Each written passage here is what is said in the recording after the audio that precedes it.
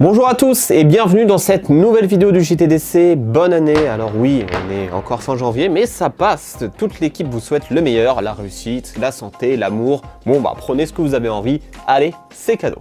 Bref, commençons sans plus attendre avec la première news.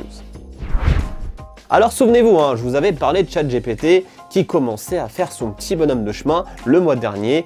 Et bien en fait 2023 risque d'être bel et bien l'avènement simplement de l'intelligence artificielle en tout genre.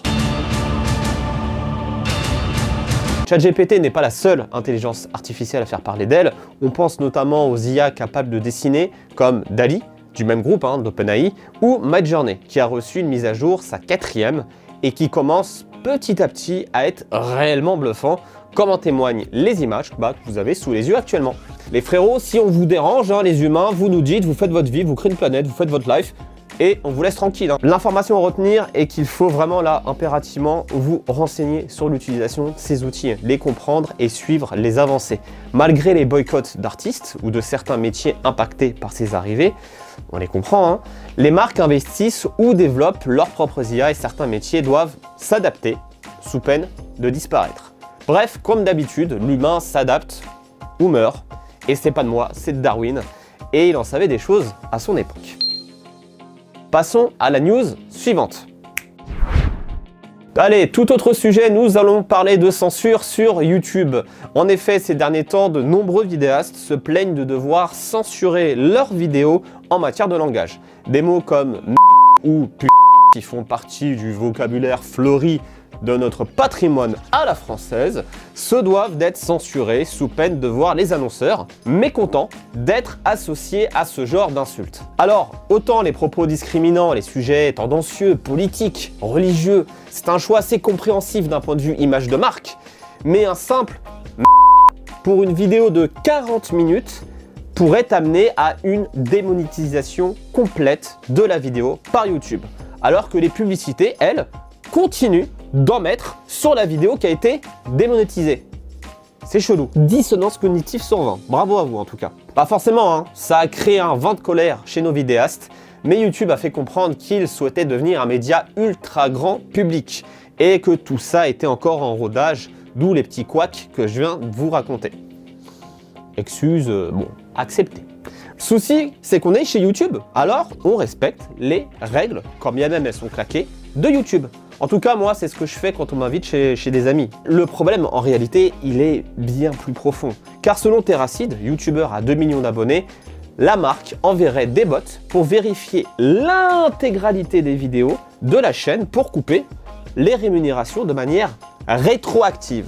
Je vous laisse imaginer le résultat. Revenir sur, par exemple, 3 ans de contenu YouTube que vous avez réalisé, reprendre les milliers d'heures de contenu à modifier, à éditer, à biper ou à remplacer par n'importe quel bruit d'animal, la chèvre.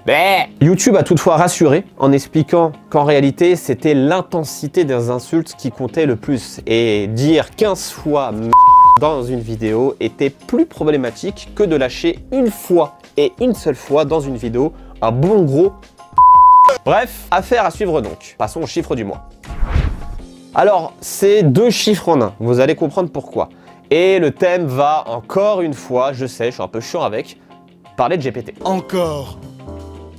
Ça fait beaucoup là, non? Non mais aussi, c'est pas de ma faute, c'est le sujet du moment. Vous en parlez, on en parle, la télé en parle, les réseaux sociaux en parlent.